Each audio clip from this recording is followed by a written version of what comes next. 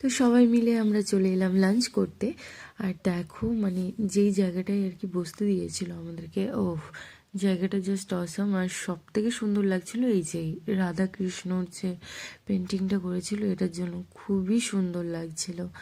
তো যাই হোক, সবাই আমরা খেতে চলে এসেছিলাম। আর এখানে এক একজনের যা রগর, যে দেখলে হাসতে হাসতে শেষ। এই যে দেখো একজনকে, বাপরে ইয়ে রে বাবা। সো চলো ভিডিওটা কন্টিনিউ দেখতে থাকো।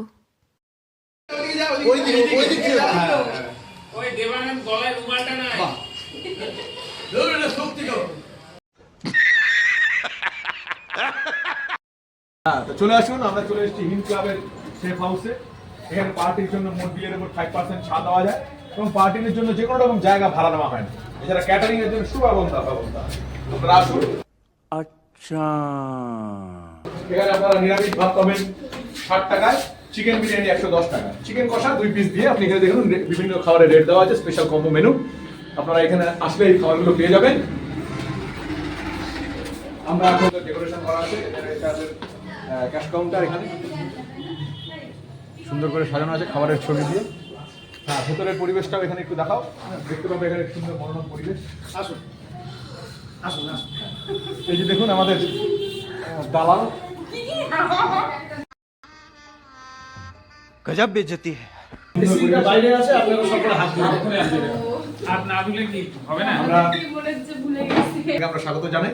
আপনারা অনুগ্রহ করে আপনাদের আসন গ্রহণ করবেন এবং চারটি ডাল ভাত আপনারা খেয়ে আমাদের কৃতজ্ঞ আমাদের মৌসুমী, আমাদের ব্লগার সামনে চলে গেছে, যেখানে রাধা কৃষ্ণ রয়েছে, ওর মনের মধ্যে প্রেম জেগে উঠেছে রাধা কৃষ্ণের পাশে গিয়ে। Oh my God! Wow! দাঁড়িয়ে গিয়ে দেখুন সুন্দর একটা ভগ করছে, ছবি তুলছে। সবসময় একটা ভগের মধ্যেই থাকে। আমাদের ইউনিভার্সাল ডাক্তারবাবু, যে কোনো পরিস্থিতিতে উনি সব রকম ওষুধ দিয়ে আমাদেরকে সামলায় দেন। তো এইদিকে দেখো আমরা মানে প্রচুর তো ইয়ার্কি ঠাট্টা হলো, ছ্যাবলামি, এগুলো তো লিমিট ছাড়া। যাই হোক, ওগুলো সব শেষ করে আমরা সবাই খেতে বসে গেলাম, কারণ কি সবার অলরেডি পেটে পুরো চুহা দৌড়াচ্ছিল। যাই হোক, আর খাবারগুলো হেভি ছিল, মানে আমার তো ভালো লেগেছে। একদম নর্মালি, না সেরকম খুব রিচ বা কিছু, যেরকম নর্মালি হয় বাড়িতে ওরকম আর কি খাবারটা লাগলো, ভালো লাগছিলো। যাই হোক, তো আমরা সবাই খাওয়া দাওয়া শেষ করলাম, শেষ করে তারপরে একবারে নাটকের জন্য রওনা দিয়ে দিলাম।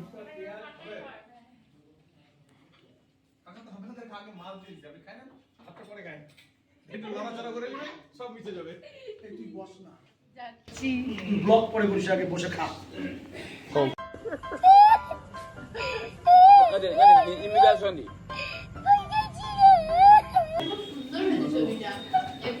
অ্যাকচুয়ালি আমরা সব আজকে উপোস করছি, এর জন্য দেখবেন অনেকেই খাচ্ছে না, এটাই হচ্ছে মেন ব্যাপার।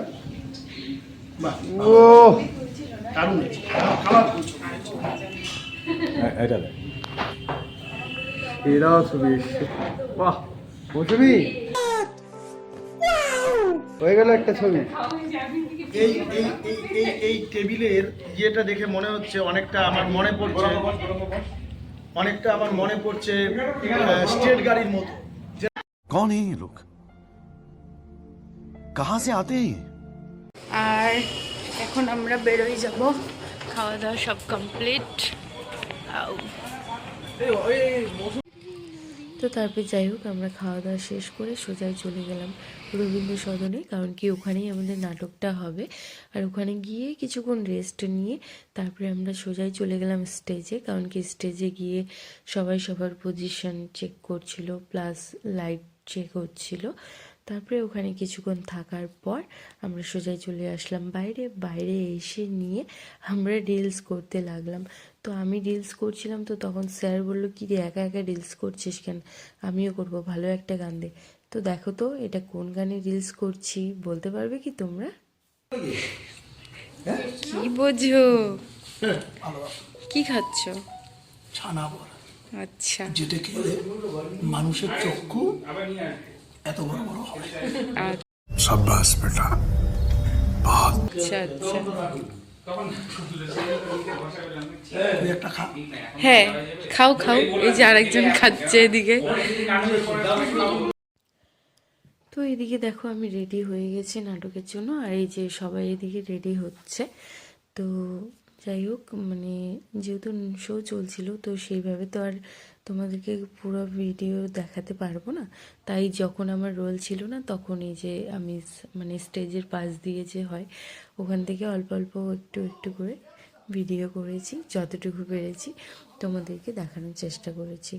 তো যাই হোক, তারপরে আমাদের নাটক শেষ হলো। নাটক শেষ হওয়ার পর খাওয়া দাওয়া করে ওখান থেকে আমরা বেরিয়ে পড়লাম, কারণ কি যেহেতু আমরা ওই রাতেই চলে আসব, তো ট্রেন ছিল আমাদের, তো সেই জন্য আমরা তাড়াতাড়ি করে খাওয়া দাওয়া করে এদিকে সব লাগেজ টাগেজ গুছিয়ে নিয়ে আমরা বেরিয়ে পড়লাম।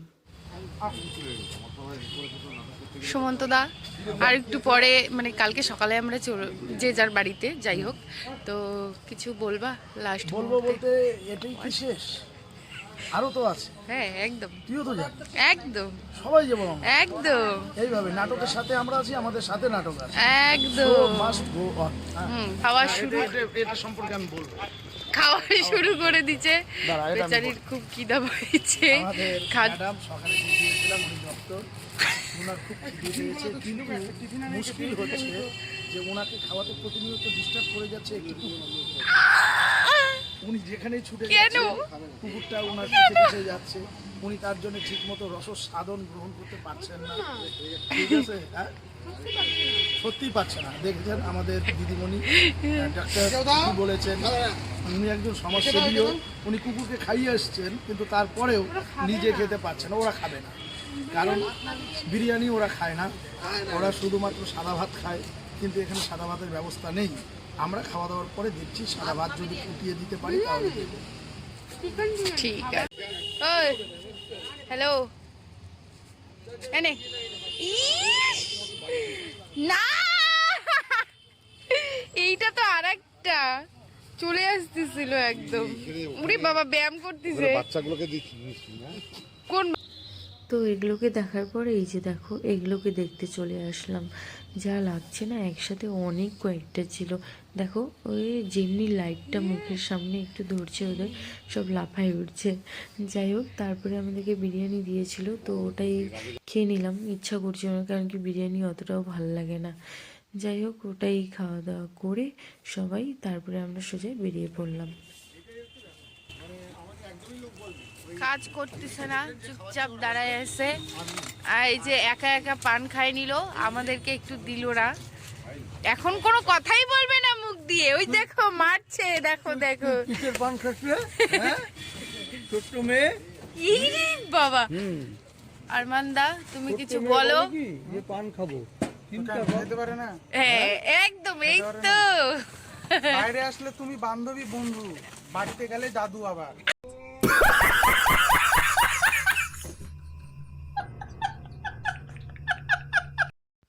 তো তারপরে আমরা রওনা দিয়ে দিলাম, আর রওনা দিয়ে সোজাই চলে আসলাম স্টেশনে, যেহেতু দেরি ছিল ট্রেন। তো তারপরে আমি যাই হোক বললাম যে মানে মুন্নিকে বললাম যে চল পান খেয়ে আসি। তো তারপরে ওখানে পান খেতে গিয়ে আমরা চাও খেয়ে তারপরে সবাই মিলে চলে আসি। এখন পানটা খাই নিলে একা একা, এখন চাটাও খাইতে চলে আসছে একা একা। বাহ, ইস এটা হচ্ছে, হ্যাঁ নিন ম্যাডাম মৌসুমি চা খান। এখন আর বলতে হবে না, থাক, একা একা তো চলে আসছে। তোমরা আসবে না কেউ। তো যেটার জন্য আসছিলাম সেটা হচ্ছে এই পানটা। তো ওই পানটা নিয়ে নিলাম, নিয়ে ব্যাস তারপরে আমরা সবাই মিলে সোজাই চলে গেলাম। গিয়ে নিয়ে আবারও ওয়েট করতে হয়েছিল, কারণ কি অনেকক্ষণ পরেই ট্রেনে আসছিল। আমি শুধুমাত্র সকালে ছবি দেখি।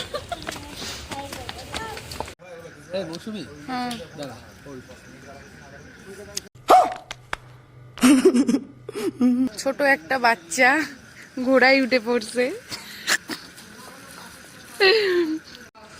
সবাই আমরা এখন স্টেশনে বসে আছি, এদিকে এদিকে এদিকে এদিকে ট্রেন আসার অপেক্ষায়।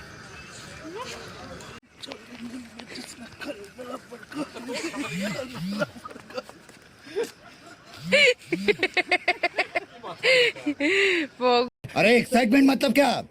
कहाँ बैठा हूँ, किससे बात कर रहा हूँ, क्या बात कर रहा हूँ, समझ में नहीं।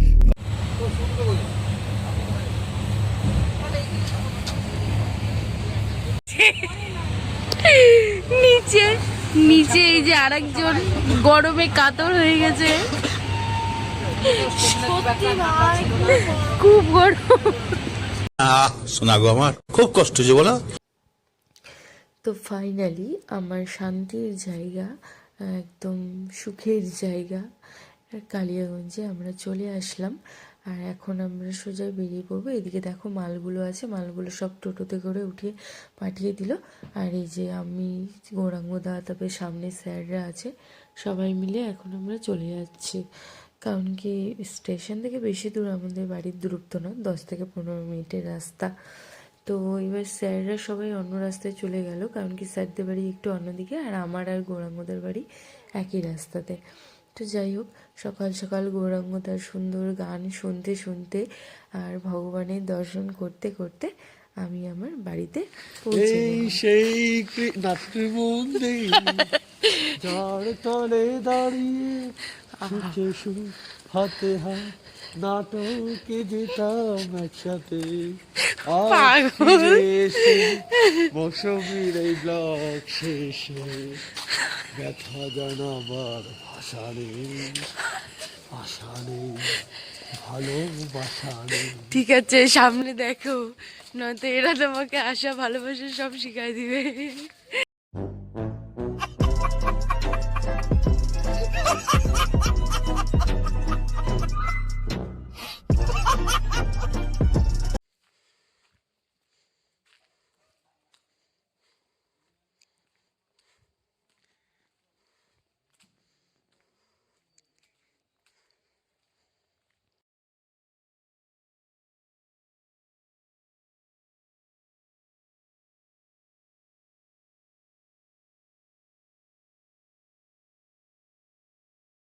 নিজের ঘরের মতো আর বাড়ির মতো শান্তি আর কোথাও নাই। কি যে শান্তি লাগছে এসে নিয়ে বড়ার বাইরে, বাপরে বাপ।